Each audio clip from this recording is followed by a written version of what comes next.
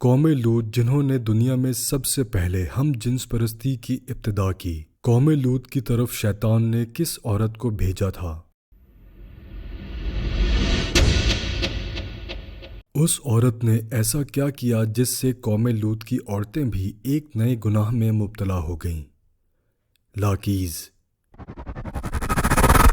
لاکیز کون تھی اور اس نے قوم لوط کی عورتوں کو کیا سکھایا تھا؟ شیطان اللہ کا نافرمان اور بنی آدم کا سب سے بڑا دشمن ہے، جو مختلف طریقوں سے لوگوں کو دھوکے اور فریب میں مبتلا کرتا رہتا ہے اور انہیں ورگلاتا ہے۔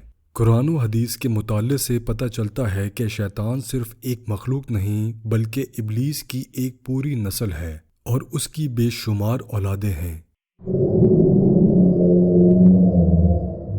قرآن مجید میں شیطانی ذریت کا ذکر ملتا ہے، جو شیطان کے چیلے اور اس کے کاموں میں اس کے مددگار اور معاون ہیں۔ بیان کیا جاتا ہے کہ شیطان کی کئی اولادیں ہیں، جن میں ولہان نماز اور عبادات میں وسوسے ڈالتا ہے، مستود لوگوں میں افواہ پھیلاتا ہے، واسم گھر والوں میں لڑائیاں لگواتا ہے، مرہ گانے بجانے کے گناہ کو عام کرتا ہے، اور اسی طرح ابلیس کے کئی بیٹے اور پوتے ہیں جو مختلف کاموں پر مقرر ہیں۔ شیطان کی ان اولادوں اور ذریت میں ایک نام لاکیز کا ہے۔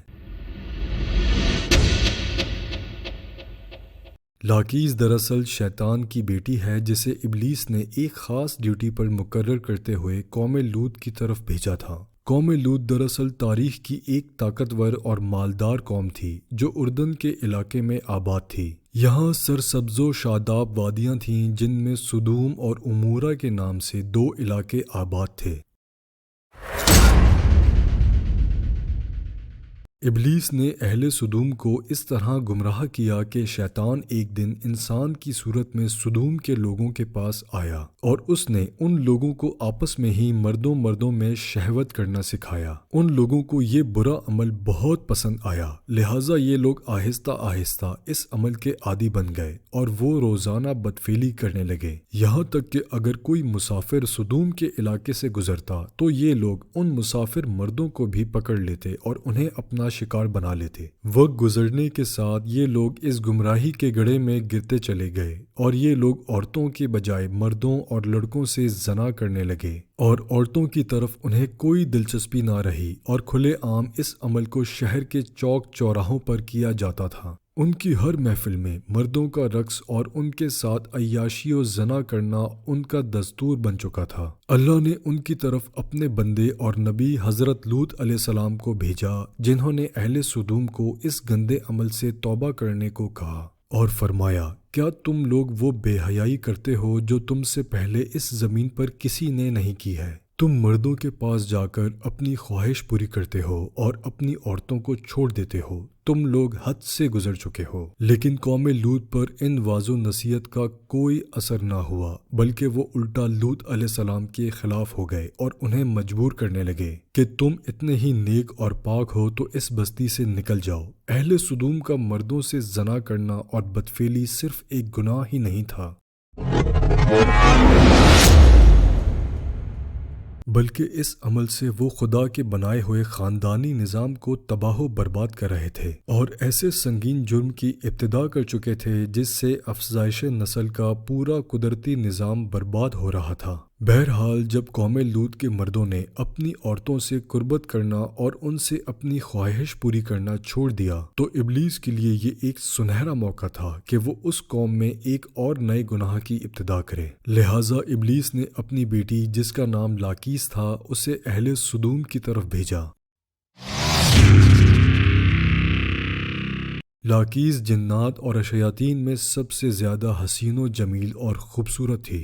ابلیس نے اسے حکم دیا کہ وہ ایک خوبصورت عورت کی شکل اختیار کرے اور قوم لوط کی ان عورتوں کے پاس جائے اور انہیں ہم جنس پرستی کا طریقہ سکھائے جنہیں ان کے مردوں نے چھوڑ دیا ہے۔ لہٰذا لاکیز ایک خوبصورت عورت کی صورت میں ان عورتوں کے پاس آئی اور ان کے پاس آ کر کہنے لگی، میں تباہ و برباد ہو گئی کہ میرا شوہر مجھے چھوڑ کر ایک نوجوان مرد کے ساتھ بدفعلی کرتا ہے، لہٰذا اب میری جوانی اور میرا حسن سب کچھ تباہ و برباد ہو گیا اور سب یوں ہی رائیگاں چلا جائے گا۔ یہ سن کر قوم لوط کی دیگر عورتیں بھی واویلا کرنے لگیں اور اپنے شوہروں کو برا بھلا کہنے لگیں۔ پھر لاقیس نے ان عورتوں سے کہا، ہم بھی ان مردوں سے بے نیاز ہو جائیں گے اور ان کی طرف رغبت نہ کریں گے جس طرح سے وہ ہم سے بے نیاز ہو چکے ہیں۔ ہم سب کو ان مردوں کی کوئی ضرورت نہیں، ہم اپنی خواہشات کو آپس میں ہی پورا کر سکتے ہیں۔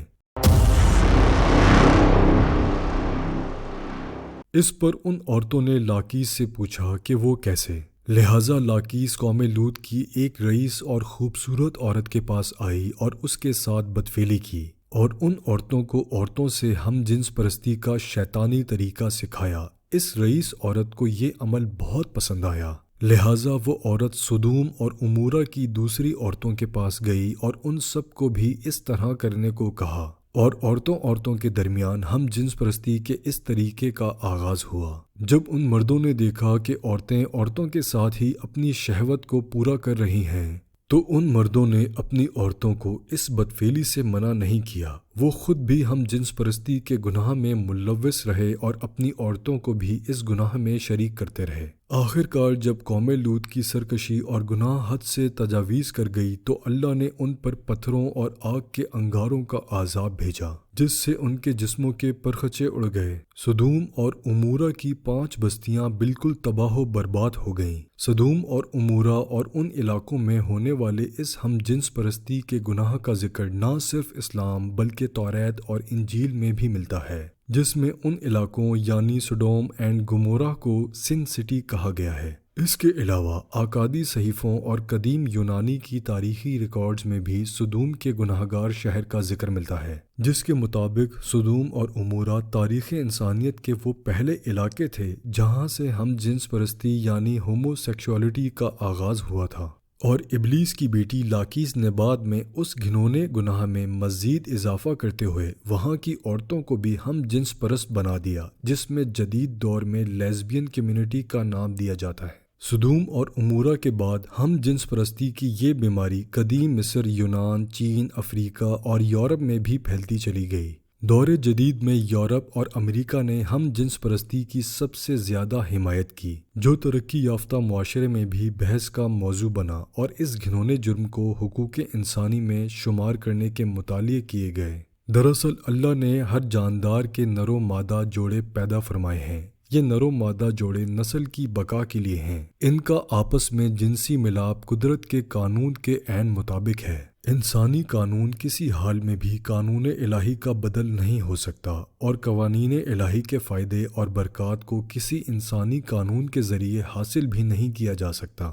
آج اس جرم کے حامی ہومو سیکشوالٹی اور لیزبین کمیونٹی کو سماج میں درجہ دینے پر خوشی منا رہے ہیں اور داد تحسین حاصل کر رہے ہیں، لیکن قرآن و حدیث ہمیں یہ سبق دیتا ہے کہ لوط علیہ السلام کی قوم بھی اسی طرح خوشی منا رہی تھی اور وہ بے حیائی کا مظاہرہ کر رہی تھی، لیکن جب اللہ کی پکڑ ہوئی تو وہ قوم نیست و نابود کر دی گئی۔